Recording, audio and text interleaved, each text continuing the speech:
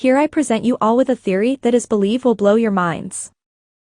There are huge spoilers ahead, so you have been warned, just so you know.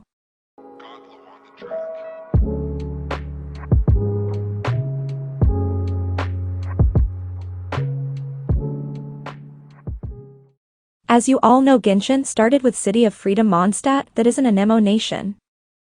Then we move on to Land of Contracts, that is nation of Geo. Next we moved on to the nation of Electro, the land of eternity crossing the seas. And now we are at the land of knowledge, nation of Dendro. And we all know we will be diving into the nation of Hydro, that is land of justice, in a few months. After that, we will probably move to Natlan nation of Pyro, and finally, we will end up at Snezhnaya nation of Cryo. Well, if you think the game ends here, you completely mistaken.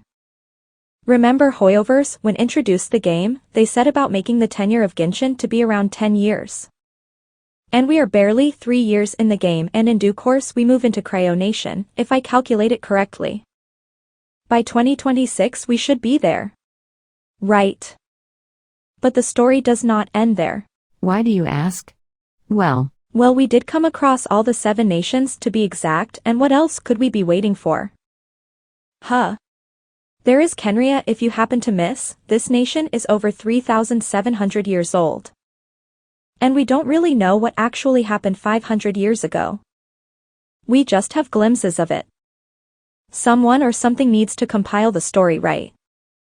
Why the gods cursed the Kenrians? What did they do wrong for such curse is yet to be revealed. And I also have a hunch that we will finally end up Celestia. Yes, that floating city thing, probably a nation above the clouds. Don't mistake Celestia to the Jade Chamber, guys. This is also a floating vessel. But Celestia is the land of gods. I don't know whether every residing here are all gods though. But one thing is certain, all the Archons descended from Celestia. And another thing, Gnosis, the kind of vision for the Archons, it connects the 7 Archons to Celestia. And thus far the Fatui don't need to introduce have with them Anemo, Geo, Dendro, and I assume also the Cryo. They are onto something under the command of the Cryo Archon. Could be a rebellion of sorts against you know who, while you all did notice that all the prior Archons have gladly given up their Gnosis that connects them to Celestia as if they want to break the bonds with them. I wonder who was at fault 500 years ago.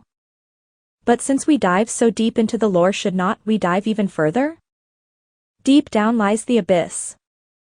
So what if we are finally exploring the abyss? How would that feel? I can easily determine Jensen will stick around till 2030. Bummer.